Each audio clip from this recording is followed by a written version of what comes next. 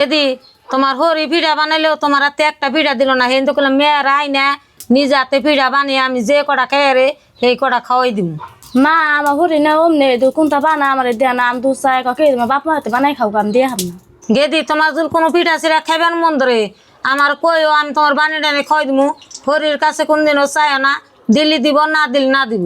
মায়ের না গাল কোনদিনও হরিও আয় না। মা বুঝে না পিঠা বানাইতে যে আমার আইনা দাম খামু। ফারুক তুমি তো পিঠা খাবে না আসা তোমার বুঝতে পিঠা দিব না আমরা খাইবি ন।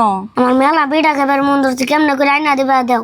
12 তুই পিঠা চাস তার বুঝে তোর পিঠা দিব কানে থাকুর দেবর কান ফাড়ালাম দেশনি। আমি পিঠা খামু আঙ্গ বুঝি দেন যে আমি কইতাইছি।